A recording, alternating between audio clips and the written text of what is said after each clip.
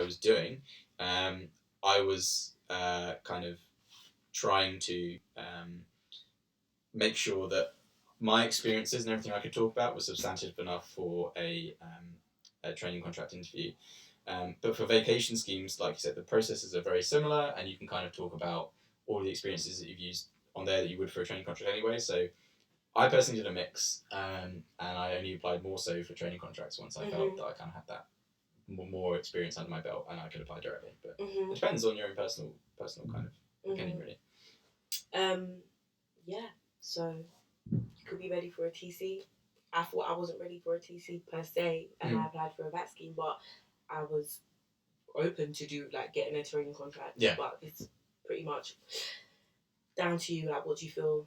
Do you feel like you have enough experience? And like we said before, any experience is useful experience. Don't undermine any of your experience. You don't have to have worked in law for years and years and years before you're ready for a training contract. It could even be like the retail experience and the 1 week of work experience you did in chambers that you then know how to make sufficient for the application.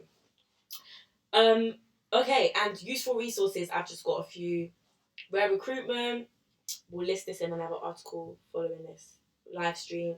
SEO London, Aspiring Solicitors, Corporate Law Academy, which I know you're quite involved in. Yeah, I've talked to Jason that. He's does good stuff. The Incoming, and annual reports written by law firms. Those are really useful resources and organisations that you can get involved with that will help you with getting open days, drafting applications, sorting out mock interviews, that sort of thing. Yeah. So I don't really think there's anything like a bad resource, really. As long as you feel it's making you learn more about law firms and what it is you're doing, then go for it. Bright Network. Yeah, that's good. I don't think. I didn't really get too involved with any of those kind of like network or group things. But I learned more about them after I got my offer. So they've got so many resources, aspiring solicitors and all that kind of stuff. So get involved with it all. Yeah, so go to all those events, meet people, law fairs, everything. And now we are finished. So it's meant to be a question. If there's any questions that people want to ask, then feel free. I feel like we will never go in live on YouTube. Have we done it this whole time? God. It's fine, we've done live on Instagram. Share the video because I literally clicked go live again, but I don't know if it was live doing it before. Oh well, so like that's rejection. That's a learning process, and there you go. It is what it is. We'll do better next time. Yeah, I'm sure we'll do more stuff like this anyway. So. For sure. So yeah, guys, if you have any questions, let us know before we get out of here because I've been in LSE since 9 a.m. All right, I'll ask one question. If you could give one piece of advice that you think was the most useful thing for you, that you wish you would have told your past self sooner for the training contract application process. I've been asking you a couple questions today, but what would you say that would be? There was one thing. You're gonna get there in the end. Yeah. Yeah. Just keep going. Them first year rejections hit hard, and even second year rejections hit hard because I was getting rejections before I got my training contract. So I thought I was gonna end up having to take a gap year after uni, just to apply and all of that stuff, which I kind of ended up doing anyway, not to apply, but just to take a break. But yeah, you'll get there eventually. Yeah, it can be so disheartening, and I started like considering other options. Like, do I really even want to be a lawyer? Or maybe I should go into consulting. But even then, you might go through the whole process and think, actually, I never realised I wanted to kind of go down this area, and I've read about it, and then you'll have to do that. So. Yeah, and just be open to anything and everything. That would be my advice. Yeah, that's a good one. To disheartened me, because when I was in first year, I didn't do so well in my first year law results. And I was like, that's it, I'm not going to be a lawyer. No one's going to accept me. I remember receiving my results at work and being like, yeah, it's done, forget it. Like, think about some other career routes. Yeah, but here you are. So literally a few months later. There you are. You know, so... I wish I could have told myself that day in the bathroom when I looked at myself in the mirror and cried, like, it's going to be okay. Yeah. That's a good one. Yeah. I think I would say be proactive and really brave when it comes to your networking and all these efforts. I only really started kind of like in the middle of my second year when I'd already done 2 rounds of applications. And it was all that stuff that I did which helped better my third one. So all of you guys here now are doing great things by kind of reading all these articles and talking to these kind of people, but be really brave, be really cheeky, message people on LinkedIn and say, look, I'll be honest, I'm a law student. I want to learn more about this practice area or this area of law. Do you mind if I ask you questions? Even if you send 100 responses and you only get 2 back, those 2 are going to be so valuable to you that you can build a connection with and ask them questions for. That, you know, and they might lead to something that you could have never envisioned 2 months down the line. So be really brave, be really proactive, and get kind of networking and get stuck in early. I think is my tips. Sure. We've got quite a few dialects for later. So might have to go up. Okay, first one. What have you learned from your rejections that we can learn from? Good question. So I'm just using Vaseline. My lips are dry. A lot of talking. What have you learned from your rejections that we can learn from? Don't copy and paste your answers to everyone, as we've said in the past. But no, that you need to learn good application theory. You need to learn how to write applications, and you know, you could have the most amazing work experience, the most amazing academics, but if you can't describe in really simple, easy ways why you want to apply to that firm specifically, not just commercial law in general, then it's, you know, it's going to be much harder for you to get through those processes. So when it came to rejection, don't take it personally. Reflect on it. Get another person to look at whatever it is you've written, and then go ahead and go for it again. And What's in Glacier rejections as well, all of it ended up being super sweet, because in fact one of the What's in Glacier tests that I did from first year that I failed, I think the same thing came up again the next year, so it was pretty sweet when I did it.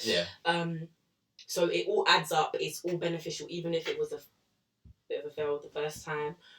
You'd have learned something. Yeah, 100%. And all of my applications never went to waste, because the way that I wrote something in one, I might want to use that experience again in another, and I'll just tailor it in a different way. Do you know what I mean? Absolutely. So it was never a waste of time. And even just by doing research on the firm and researching the current legal landscape, or what's happening politically, or what's happening in the business world, that was all super useful for me when I came to interview for my TC, because some of the things that I didn't even know that I knew, I just started saying it in the interview, because some things you don't think you remember, but when you start getting into it, then you start remembering. No, that's a good one. Oh wow, we got those. While filling in the applications, do you suggest us to fill it in a way that sounds interesting, as in paragraphs, or to the point, just highlighting what matters? So it kind of depends on the question you've been asked. Generally, I'd steer clear of things like bullet points, and I don't know if you want to plug your phone in, by the way, because we should be alright, I think. Yeah, we've got 10%, it's fine. Generally I'd say steer clear from bullet points, things like that. You want to use prose, because you need to be able to say, you know, I really like this, and this is why I like it, or you know, this is what I want to do, and this is why I want to do it. In terms of being interesting, don't focus so much on trying to have some kind of amazing, unique answer that you then make it really complex, and you know, or if you do get to an interview stage, you can't really talk about it. Like we said before, sell your story, talk about what really interests you and what's unique about you, put it all together in a package that says to the recruiter, this is who I am, these are my motivations, and this is what I can bring to the table, and then go from there when it comes to applying. Really. And I would say it depends on the question as well. Definitely have it in a paragraph, clearly structured. Maybe you want to focus on one point and then tie it into the law, but remember just to answer the question. That's always sum up with that. Sum up every point you make. If it's a paragraph, sum it up at the end with how it links to the question. So what area of practice law, what area of practice interests you the most? If you want to talk about an experience you had in litigation, maybe you did like a negotiation exercise, make sure you tie up down this area of practice of the law excites me the most because of this. Do you know what I mean? Every sentence has to make a point. Exactly. Just make sure you're answering the question. Cool. Next question. What advice do you give in regards to filling the applications that only ask for work experience? How do you link it to the firm with a limited work? Okay. I've seen questions like these where it basically says describe your work experience. That might be a time when it might be more relevant to use bullet points, but if you're talking about tying it to the firm, you basically want to say, when you talk about your work experience, don't just talk about what your responsibilities were, saying, I was tasked with this. Ideally, you want to say, this is what I did, and this is like, you know, the result that I got out of it, which was really interesting. You know, sometimes you can use statistics, like, I was responsible for seeing a 300% increase in sales when I was in retail, or something like that. What you're doing there is you're demonstrating the skills that the graduate recruiter is looking for, which is when they ask those kind of questions. They're not necessarily even looking at what you did or who you did it with. You need to basically describe the skills you got out of it and the experiences you got out of it, how that kind of inspired you to work for a commercial law firm, and how it's developed the skills that you think you'll be needing as well. That's what I think one of my questions was the exact same thing, like describe all your achievements and your experiences. It didn't say like link it to the firm or anything. And someone else actually asked me this question. But what I would say is maybe pick like the top 5 most relevant experiences to law. Not necessarily legal work experience, but just tie each experience off with, and this links to the element of service that commercial lawyers have to, take part in. If you did work experience in a retail or something, if you volunteered in China, maybe you want to say why do I keep bringing up this volunteer in China thing? You volunteered in China, you really like international aspect of things. Similarly, the firm is very international, and that's one of the reasons why you want to join an international firm. Yeah. So things like that, just tie it up with a sentence to link it back to the firm or link it back to commercial law as a whole. I would say that would be my advice. Yeah, that's good. Any other questions? I think there's one more. Yeah. Advice on the Watson-Glaser test as well.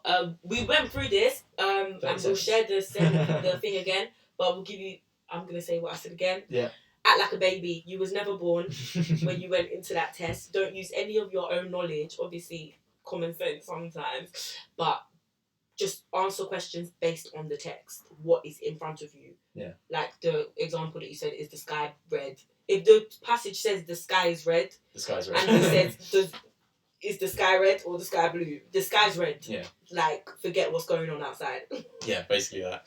Practice. Yeah, verbal reasoning test. Any verbal reasoning test you can find online, do as many of those as you can, because it will all be super useful, because you learn how to manage time and work under pressure. Yeah, and get them done before applications, really, because you won't have long to do them. So. Exactly, yeah, because you get like a few days when they send it to you, so just start practicing it now, because you're going to get that test and you're going to get that training contract. That's a good message to start up with. But I think that's it, right? When it comes to that's questions. it. If you guys have any other questions, there's a few new joiners, let us know. If not, then we're going to go home and just give you a couple of minutes to... Yeah. Oh my God, it's been like an hour. We've done well, yeah. I'm guessing most of these guys are kind of watching from higher as well, so they're kind of... But where will people get in touch with you if they have like questions? Oh, if you want to get in touch, you can message Hire. Email us, info@hire.co.uk. You can message me on LinkedIn. Yeah. It's Tosin Murana, TOSINMURANA. You can find my LinkedIn on the Hire website. Feel free to ask me questions, whatever. Sometimes you might have to nudge me because there's a lot of messages going on, and I'm also going to be travelling for a couple of weeks, so my internet might be a bit. But I will get around to your message, and I will review. I will review applications where I can. I don't mind having a little breeze through. What about you, Harry? Yeah, no, same thing. LinkedIn. My email is HarryClarkLaw@gmail.com. If you ever want to send me an application for me to look at, or you want to schedule a chat one-on-one and ask some questions, go ahead. We'll have to do that. We got one more to start off. One more question. All right. Thank you guys for thanking us. Thank you so much for coming. As well. Because I was scared. I was like, is anyone going to turn up to the live stream? How to balance everything in first year, extracurricular degree application and part-time job. Good question. Build a routine. That's the most important thing you do. Get up at the same time you can and go to bed at the same time. Really, really important. Build your sleep pattern. You'll be amazed how much it affects you. And that same applies to when you eat at roughly the same times of day. I use Google Calendar, and I use different colours for any kind of work commitment, any kind of non-social commitment, social commitment. Plan out your weeks ahead of you so that you've got a record of saying this is what I'm doing next week and so on. And then generally when it comes to balancing your time, be honest with yourself. Like, take a real thorough analysis of how you currently spend your time, and you'd probably be amazed that you probably waste quite a lot of it. And I still do to this day, and I'm trying to crack down on it. You'll spend so much time not even realising it, flicking through YouTube, that sort of stuff. Scrolling through Instagram, and you're on someone's dad's, uncle's, brother's sister. You just kind of go down the rabbit hole, and you need to change your approach so that all of that is a reward for all of the stuff that you need to do beforehand. So for me, there's something called the Pomodoro technique. Pomodoro technique changed my life. Is it 15 minutes and 25 minutes and 5-minute break? Work for 25 minutes and only on what you're doing. Close down everything else and get like apps like Forest, which stop you from going on Facebook and stuff like that. And then reward yourself with a 5-minute break. and do those 30-minute chunks over 2 hours, you'd get more done doing that than being sat in the library for 8 and just for sure getting distracted. Yeah. Oh my god, Pomodoro technique. It's a lot easier said than done, but if you can start with baby steps. Yeah. Turn off your phone during those 25 minutes, just work, go park. And then 5 minutes, do whatever the hell you want, and then get back to it. My advice for balancing all that stuff, because I was balancing so much stuff, even till this day, I'm just balancing.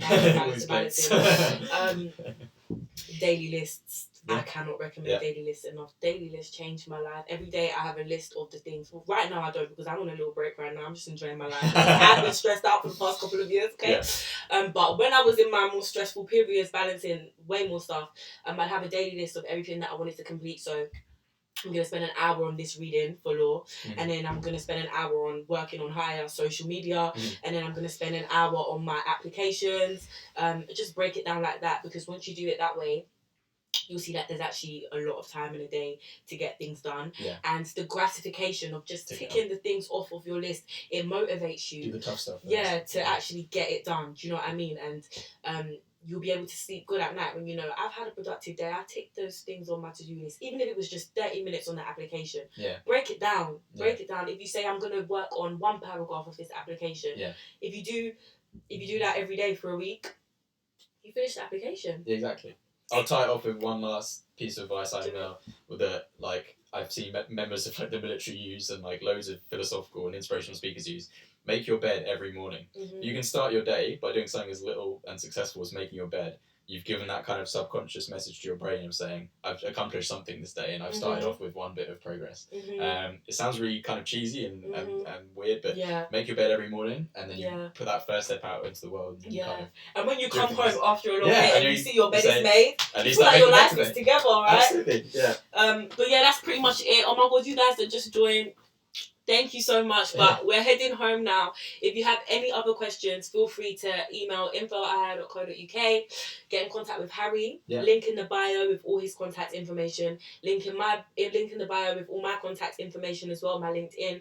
Feel free to message us any other questions. If you have applications that you want us to review, we'll try and get around to it and have a look for you. Any questions, just let us know. Absolutely. Thank you so much. Thank you so much, guys. Bye.